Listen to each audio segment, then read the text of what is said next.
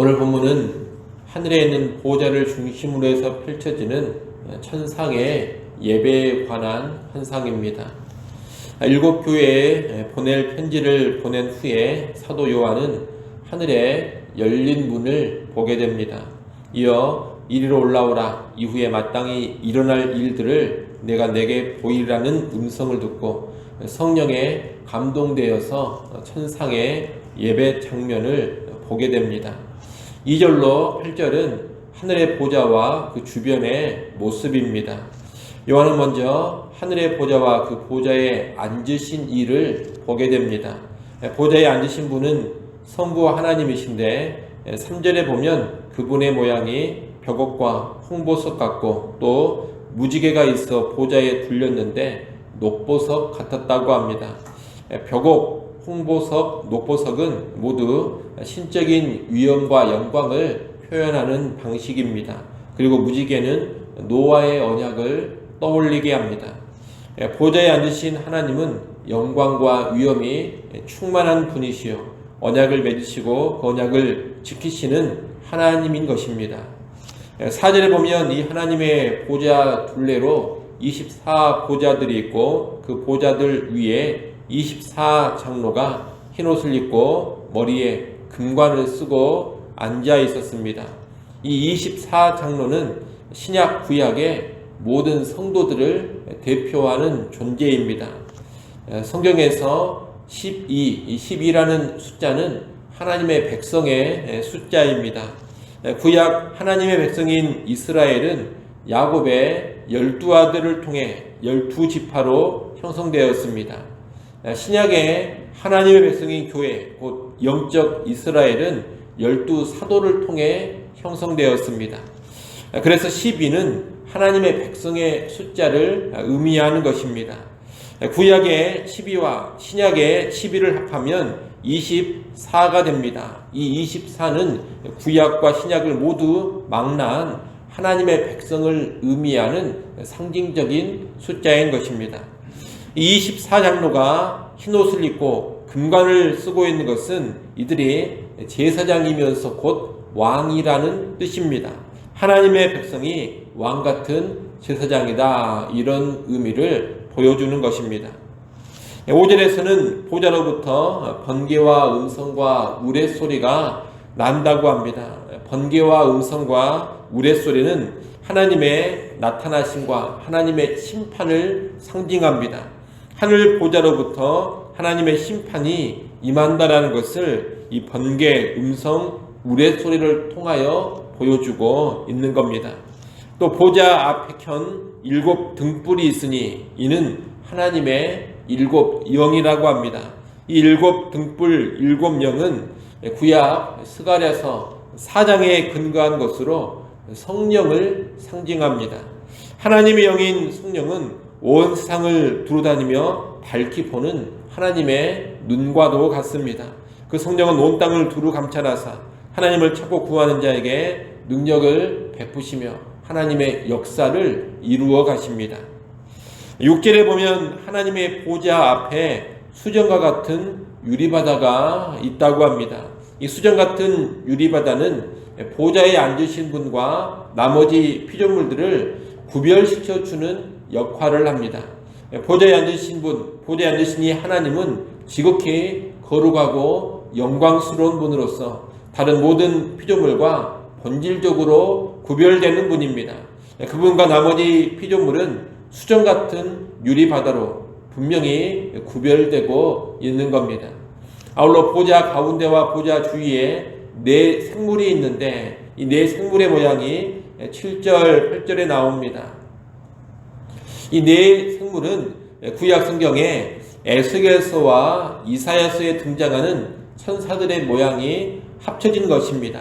이 4 생물의 얼굴은 각각 사자, 송아지, 사람, 독수리 같고 6 날개를 가졌고 날개 안팎으로 눈이 가득합니다. 사자, 송아지, 사람, 독수리의 얼굴은 이 땅의 모든 피조물들을 대표하는 것입니다. 그리고 6 날개가 있다는 것은 아주 빠르다라는 뜻인데 아주 신속한 순종의 존재임을 의미합니다. 그리고 눈이 가득한 것은 하나님의 뜻을 온전히 분별하는 능력이 있음을 의미하는 것입니다. 이 네 생물은 하나님을 호위하는 천사들인데 모든 피조물을 대표하면서 예배자가 어떤 존재여야 하는지를 알려줍니다.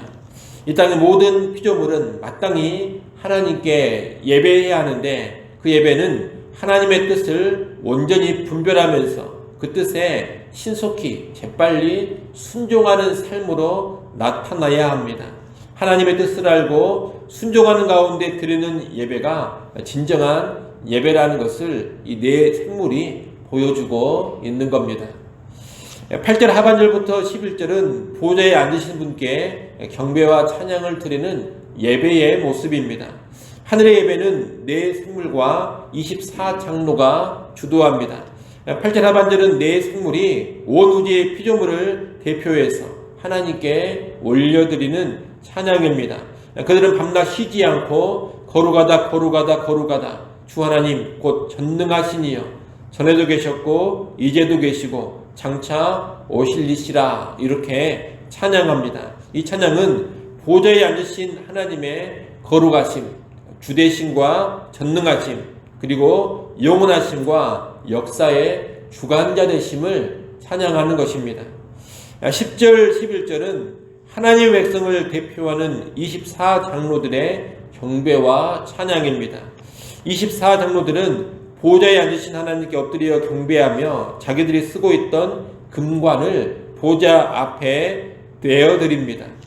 자기들이 쓰고 있던 금관을 벗어 하나님께 드리는 것은 오직 하나님께만 영광을 돌리겠다는 표현입니다. 그러면서 11절의 찬양을 합니다. 11절의 찬양을 여러분이 한번 읽어보십시오. 11절 읽습니다.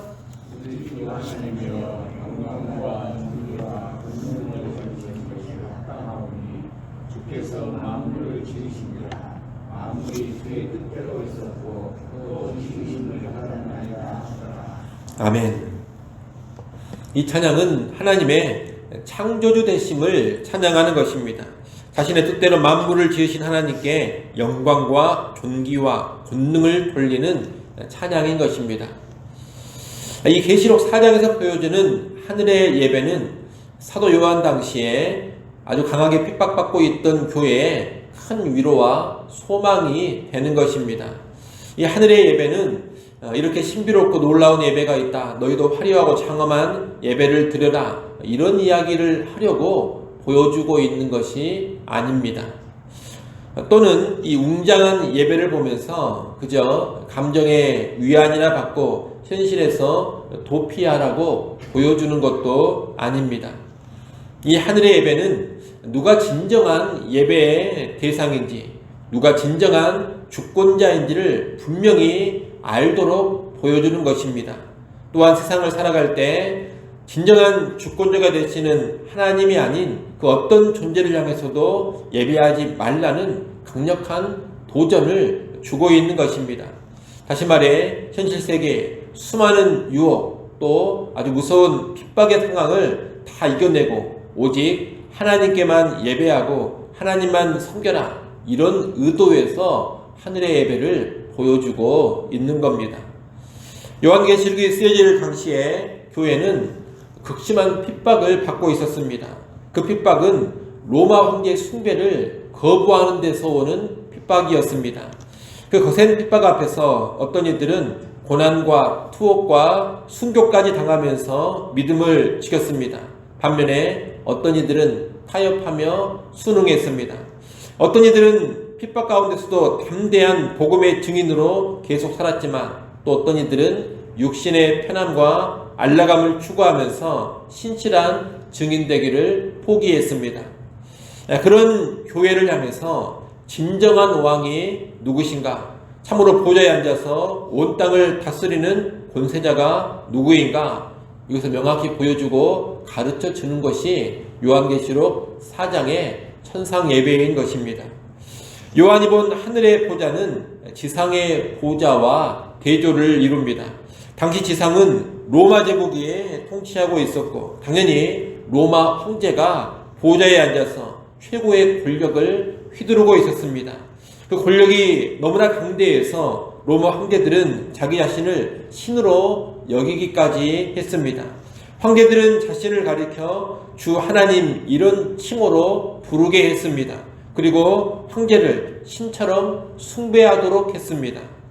당시 로마 제국에 살고 있는 모든 사람들은 로마 황제가 이 땅을 다스리는 최고 통치자요 심판자라고 인정을 했고 다 그 앞에 엎드려 경배했습니다. 그러나 로마 황제는 진정한 신도 아니고 진정한 권세자도 아닙니다. 하늘 보좌에 앉아 계신 하나님, 그분이 진정한 온 세상의 왕이십니다. 땅에 있는 모든 왕들은 여호와 하나님께서 세운 임시 통치자들에 지나지 않는 그런 존재들입니다. 그 모든 왕들의 왕은 누구시냐? 여호와 하나님이십니다. 이 땅의 모든 권위와 권세는 실상 어디로부터 오는 것이냐? 하늘 보좌에 앉아 계신 하나님으로부터 오는 것입니다. 그리고 이 땅의 모든 일들도 누가 주관해 가시느냐? 창조자가 되시고 주권자가 되시는 하늘 보좌에 하나님께서 주관해 가고 계시는 겁니다. 아무리 교회가 핍박 가운데 있다 하더라도 진정한 통치자는 하나님이시고 모든 것은 하나님의 주권과 섭리 안에 있는 겁니다. 교회는 바로 그 사실을 알고 있는 존재인 것입니다. 이런 교회는 하늘의 보좌와 하늘의 예배를 보면서 이 땅의 황제 숭배를 거부하고 하나님만 예배하는 힘을 얻습니다. 세상 모든 사람들이 다 황제를 숭배해도 교회는 하나님께만 예배합니다.